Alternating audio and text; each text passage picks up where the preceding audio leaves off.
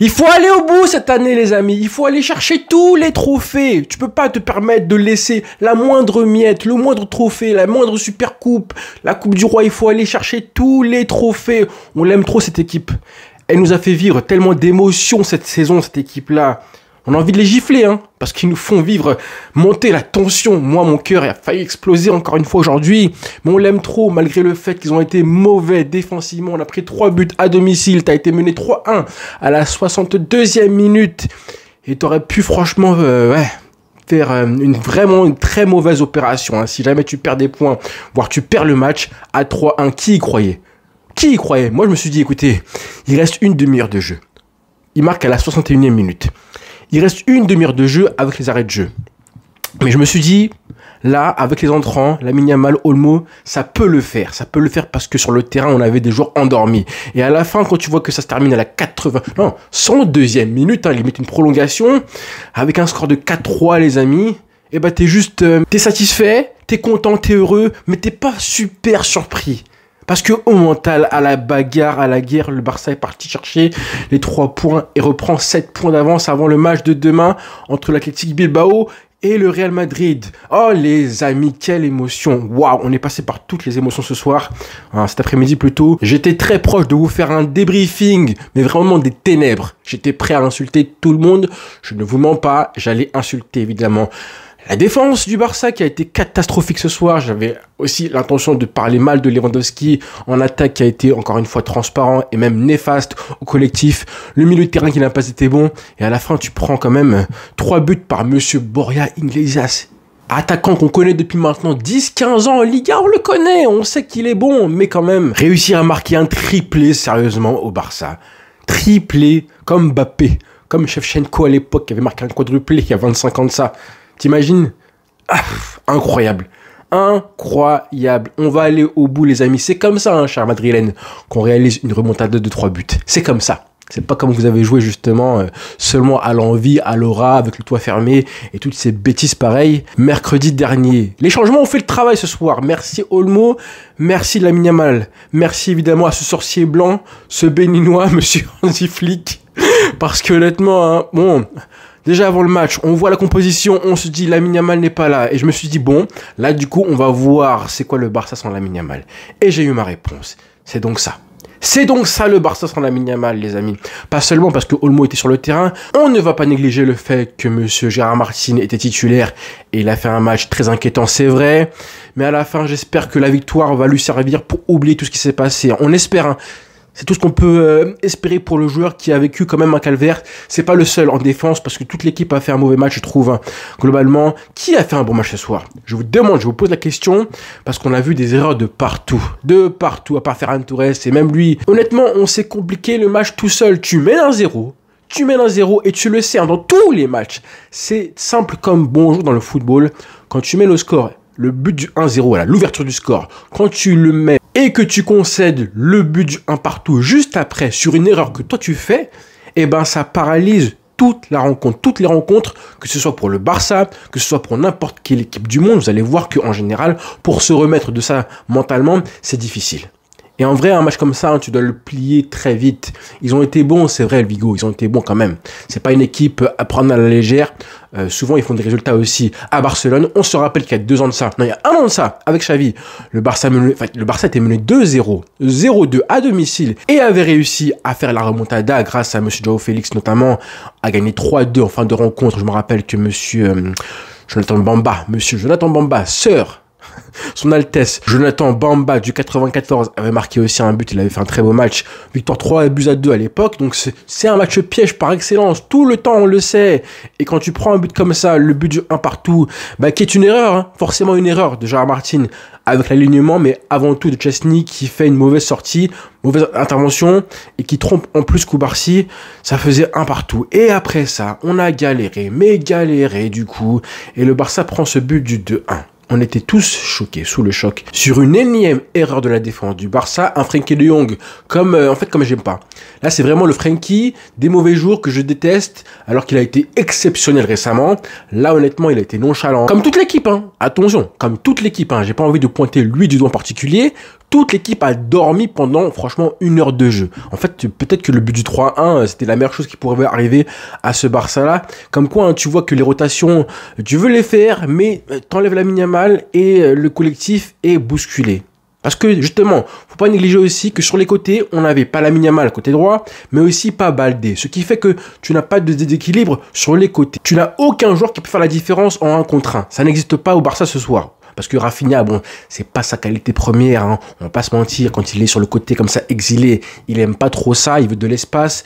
Bah, Gérard Martin, c'est pareil, très compliqué son match, hein. Voilà, même tu lui fais une passe intéressante pour centrer, le mec a tellement peur qu'il centre en première intention sans avancer, alors qu'il pourrait lever la tête, avancer, créer de la percussion, et ben non. Donc du coup, sur les côtés, on n'avait rien ce soir. Quand tu n'as rien sur le côté, qu'est-ce qu'il faut? Il faut un vrai milieu de terrain. Au milieu de terrain, on avait seulement Pedri qui joue tout seul.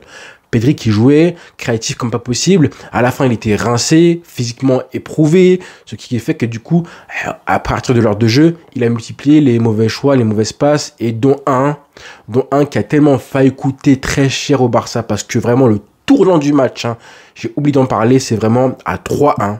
Il y a une action incroyable avec Vigo qui a un contre, un face-à-face à négocier pour l'attaquant, et Nigo Martinez qui couvre le hors-jeu mais qui vient se rattraper et qui fait une intervention où il fait faute, hein, il fait faute, mais il met sa main avec l'espèce de roublardise et le vice nécessaire et l'agressivité pour ne pas que ce soit trop cramé, trop flagrant. Oh, le vice qu'il a, j'ai kiffé.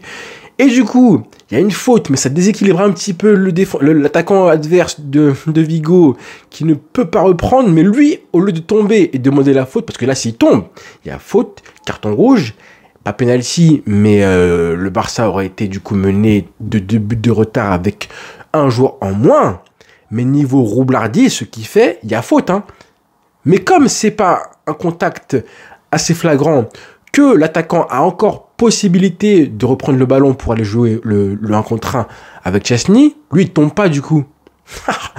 Honnêtement, bravo garçon en termes de vice, de roublardise, de fils, de teint pris. Honnêtement, là je dirais 99 sur 99 dans PES, parce que vraiment c'était parfait. L'arbitre ne peut absolument pas siffler faute. C'est plus ça qui est difficile, parce qu'il peut jouer en plus. Donc vraiment, c'est le tournant du match pour moi.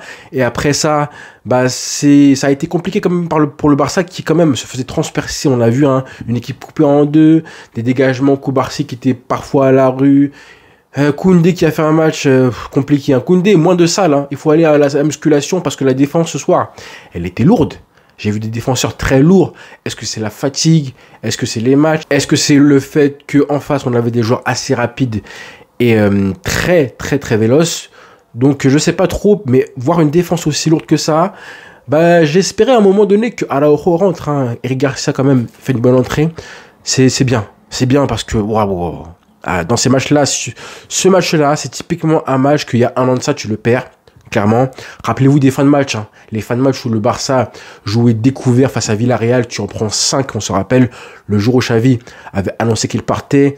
Plein de matchs comme ça où il y a 1 an de ça, ce match-là, tu le perds, non pas 3-1, mais peut-être 5-3, 6-3 ou un score de tennis. Ça aurait été vraiment, je pense, un scénario très probable. Au lieu de ça, on a vu ce but du 3-2, pardon, qui change évidemment tout, qui arrive vite après l'entrée, mais tout de suite en fait. Après l'entrée d'Olmo, comme quoi, hein, Olmo, on a tellement besoin de toi. Parce que Fermin Lopez, comme je disais, Fermin Lopez et Frenkie de Jong, trop nonchalant, trop invisible en fait en début de match. Donc Olmo, je suis désolé, mais voilà, t'es indispensable à ce Barça-là. Il faut le ménager, le protéger. On en aura tellement besoin quand il le faut. Des matchs comme ça, d'accord, il joue pas titulaire, ok. Mais les matchs qui vont compter, là, dans une semaine face au Real, titulaire indiscutable. Indiscutable. Lamine Yamal qui entre, pareil. En fait, il est sur le 3e but, hein, avec la passe pour Rafinha.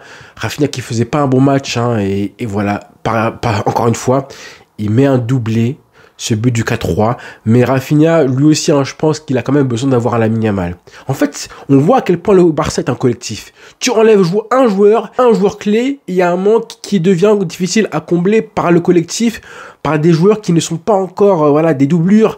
Fermin Lopez, c'est bien ton match, mais ça manque de percussion. Rafinha, bah c'est compliqué aussi. Lewandowski, ton match. Ah Seigneur, Lewandowski. Là, quand tu joues comme ça, c'est dur. Parce que justement, on parlait du fait qu'il n'y avait pas de joueurs de côté. Mais quand tu as un collectif comme ça qui n'a pas un joueur de 1 contre 1 pour dribbler et gagner des mètres, il faut que le bloc avance tous ensemble. Sauf que Monsieur Lewandowski a décidé aujourd'hui de pourrir le match, pourrir le jeu, en touchant le ballon 40 fois à chaque fois qu'il la reçoit. Je m'explique. On veut un Lewandowski qui joue simple, vraiment simple. En plus, il te blesse, et on va parler de ça justement. Il se blesse sur un moment où justement, il fait une perte de balle et il veut se rattraper alors que la perte de balle, elle est stupide parce que monsieur veut la garder et fait n'importe quoi en ralentissant le jeu, en conservant le ballon une touche, voire 2 touches de trop et à la fin, tu perds le ballon. Mais ça, c'est vraiment symptomatique de ce monsieur-là qui parfois fait un petit peu du mal au collectif. Hein. On le voit alors que son rôle, il est simple. On te veut 2 choses. On te veut comme point de fixation à la déviation. Quand le Barça relance, on te veut là, au milieu du terrain, servir comme point de fixation par définition. Et on te veut évidemment dans la surface de réparation pour reprendre des ballons de la tête. En gros, être à la finition tout simplement et réussir à la mettre au fond. C'est tout! C'est tout. Quand tu fais le mec qui vient au centre du terrain pour essayer de jouer, apporter du danger, de la créativité, un petit peu comme un numéro 10, là, ça devient catastrophique. On n'a pas besoin de ça parce que tu ralentis le jeu. J'ai une action en tête en début de rencontre. Hein. Il prend le ballon, il y a un contre qui est magnifiquement bien amorcé par le Barça, sauf que lui, il est un petit peu excentré. Il reçoit le ballon, il va s'enfermer. Ligne de touche, hein, et du coup, il est dos au but. Il y a 2 joueurs sur lui. Il est enfermé. Hein. Dos au but en plus. 2 joueurs sur lui, il a une option, un coéquipier en la personne de Gérard Martin qui est un petit peu en retrait. Il peut lui faire la passe, il le voit, on le voit lever la tête. Hein. Il est enfermé, 2 joueurs sur lui. Et qu'est-ce qu'il fait? Il continue de tricoter avec le ballon. 1 touche, 2 touches, 3 touches de balle. Qu'est-ce qui se passe ensuite? Et ben voilà, perte de balle, touche pour l'adversaire. Ça, c'est des actions hein, qui, à la base, devaient être dangereuses pour le Barça parce qu'il y avait un contre qui finissent avec une perte de balle et un ballon rendu. Ça fout le seum. Ça fout le seum et le voir comme ça, bah du coup, ça a été le cas en deuxième mi-temps. Et l'action où il se blesse, c'est ça. C'est un joueur qui ralentit le jeu, qui perd le ballon, qui veut se rattraper parce qu'il fait une boulette. Et après, il se blesse aux ischios à la cuisse. Donc normalement, on ne devrait pas le voir lors des prochains matchs. Au moins, je pense qu'il sera forfait face au Real Madrid, malheureusement. Bon, ça c'était pour le négatif. Maintenant, quand même, on va quand même saluer l'envie des joueurs qui sont entrés en jeu. Comment ils ont réveillé l'équipe. Hein. Je pense évidemment à Lamine Yamal, même à Gavi qui a été bon. Honnêtement, Eric Garcia aussi a fait le travail. Mais vraiment, Dani Olmo, ça a été le joueur qui a porté avec Lamine Yamal. Dans ces moments où on voit en fin de match, hein, le Barça pousse pour égaliser à 3 partout. Ça a été fait ensuite. Et après, un petit creux, un flou qui est naturel hein, parce que tu réussis pas à mettre le 4e but tout de suite. Donc, tu te reposes un petit peu. Physiquement, tu t'es quand même dépensé pour revenir à 3 partout. Mais tu vas gérer un peu plus. Moins te découvrir aussi, c'est normal. Prendre moins de risques et réussir à marquer sur une attaque un peu plus placée en fin de rencontre. Et ça vient du joueur providentiel en la personne de Olmo qui a pris l'intervalle, qui a fait l'appel de balle, qui se projette, qui prend des risques tout simplement. Dans les petits espaces, il réussit à la conserver, à amener du danger. Et du coup, penalty obtenu à la 94e minute, je crois. But de Rafinha sur un penalty qui offre les 3 points, les amis. Qu'est-ce qu'on s'est fait peur. C'est, je pense, le match du titre, les amis. En tout cas, ce match-là va compter. On va s'en rappeler pendant, je pense, très longtemps si jamais tu vas au bout en Liga. Là, les supporters du Real Madrid doivent être dégoûtés parce qu'ils y croyaient. Ils disaient à 3-1, là, c'est bon. Là, on va prendre les 3 points demain. On va revenir à 1 point avant le Classico. Et on va leur mettre un coup au moral avant la finale de Coupe du Roi. Parce que si jamais tu perds des points ce soir, pour la finale, ça aurait été très chaud. Hein. Très, très chaud dans une semaine. Là, non seulement tu prends 7 points d'avance, mais en plus, là, tu mets un coup au moral des joueurs du Real, là, qui ont vu le match, je pense. Donc, ouais, il se peut que demain, on ait aussi une surprise. Attention, on va faire à suivre. Faut que je me remette de ça. On va évidemment revenir à froid sur tout ça, peut-être ce soir-là, avec un live, ou je sais pas, demain matin, avec une analyse, parce qu'il s'est passé tellement de choses ce soir. 7 buts marqués, 3 buts encaissés par Monsieur Iglesias. Comme quoi, hein, on parle de Aspas et tout, mais lui aussi, quel joueur. Quel joueur. Et à chaque fois, tu sens le sang-froid dans les face-à-face qu'il a eu. Le deuxième, le troisième. À aucun moment, je vois un joueur qui a fatigué, qui s'est un petit peu paniqué. L'enjeu, quand même, t'es face au Barça et tout. Et le mec, l'expérience. Hein. Il y a une action aussi, on a une tête de Mingueza qui passe juste à côté de Chesney. Comme quoi le Barça n'a pas été bon du tout défensivement. La défense lourde avec Koundé, lourd. Koubarsi, peut-être fatigué aussi. Nico Martinez qui a multiplié les mauvaises passes. Gérard Martin, on en a déjà parlé. Frenkie de Jong aussi, brouillon en début de match. Pedri, trop esselé. et forcément qui a décliné physiquement au fil du match. Fermin Lopez, pas assez visible, vraiment pas assez visible. Rafinha qui, pareil aussi, pas assez impactant, mais je pense esselé. Comme quoi, hein, Rafinha aussi, on n'en parle pas assez, mais lui aussi a besoin d'avoir un vrai numéro 10 pour le lancer en profondeur. Et évidemment, Lamine Yamal et sa qualité de passe qui lui font du bien, Rafinha. Et aussi à Lewandowski, qui font beaucoup de bien aussi. Mais bon, Ferran Torres, il faut aussi le féliciter parce que le but qu'il met, le mec qui se retourne, prise de balle, elle est belle, la course vers l'avant, l'audace, le courage pour... voilà, la conduite de balle, elle est juste. Techniquement, c'est juste ce qu'il fait. Et la prise d'information pour voir où il est, frapper fort, la finition, elle est parfaite.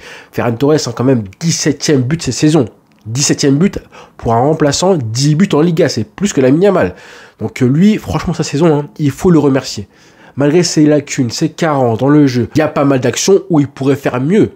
Dans la déviation, dans le dernier geste et tout, mais à la fin, il marque des buts qui comptent. Normalement, un match comme ça, tu te le facilites en marquant le but du 1-0 tôt. Et le Barça a tout fait de travers. Mais à la fin, on va quand même... bravo les joueurs. Juste bravo Hansi Flick. Hein. Bravo pour le fait d'y avoir cru. À 3-1, hein. Moi j'y croyais. Et j'espérais que les joueurs y croyaient aussi.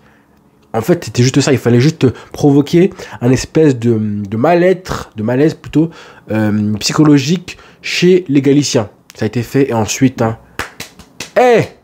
3 buts marqués. Dédicace hein, aux supporters du Real Madrid. Voilà comment on fait une remontada de 3 buts. Bonne soirée les frères.